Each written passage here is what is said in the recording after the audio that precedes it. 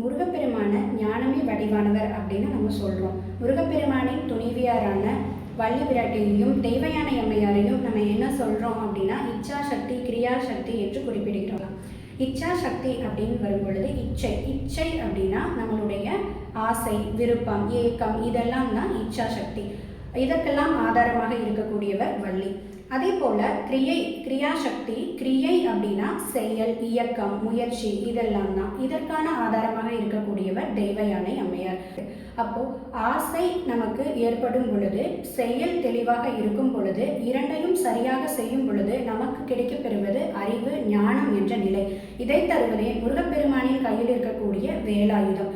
முருகப்பெருமானின் கையில் இருக்கக்கூடிய வேலினுடைய அமைப்பு எப்படி இருக்குன்னா, ஒரு மனிதனுடைய அறிவு என்பது கூர்மையாகவும் பரந்தும் ஆழமாகவும் இருக்க வேண்டும் என்பதற்கு உதாரணமாகவே முருகப்பெருமானினுடைய வேல் நமக்கு ஒரு சான்றாக அமைகிறது.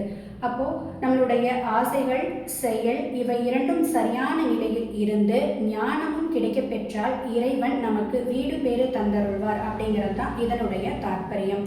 இதைய யோக நிலையில எப்படி சொல்றாங்க அப்படின்னா, இச்சா, கிரியா, ஞான, சக்தி இவை மூன்றையும் இடகலை, பிங்களை, சுழுமுனை நாடி என குறிப்பிடுகிறார்கள். இடகலை அப்படின்னா இடது நாசி துவாரத்தின் வழியாக மூச்சுக்காற்று செல்லும் பொழுது இடகலை செயல்படும். பிங்களை அப்படின்னா வலது மூச்சுக்காற்றின் வழியாக சுவாசம் நடைபெறும் பொழுது பிங்களை என்ற நாடி செயல்படும். அப்போ இடகலை நாடிய சந்திர நாடி எனவும் பிங்களை நாடிய சூரிய நாடி எனவும் குறிப்பிடுகிறார்கள்.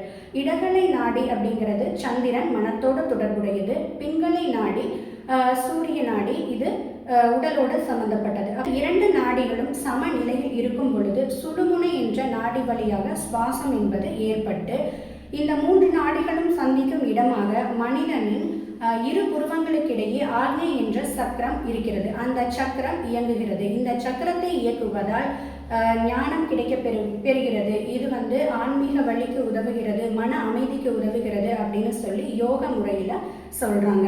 அப்போது இந்த நிலை நமக்கு என்ன தருகிறது அப்படின்னா, இந்த வாழ்வியலில் எப்படி ஒரு மனிதன் வாழ வேண்டும் என்பதையும், எப்பேற்பட்ட சூழ்நிலைகளையும் நம்ம சமாளித்து அதிலிருந்து எப்படி வெளியே வரலாம் அப்படிங்கிற விஷயத்தையும் இந்த ஞான மார்க்கம் நமக்கு கற்றுத்தருகிறது.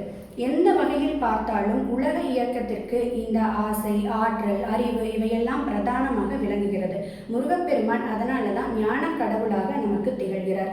முருகனின் பாதத்தை சரணடைந்தவர்களுக்கு முருகப்பெருமான் அனைத்து வளங்களையும் தந்து ஞானத்தையும் தந்து தன்னகத்தை ஏற்றுக்கொள்வார் அப்படிங்கிறது தான் திண்ணம். நன்றி.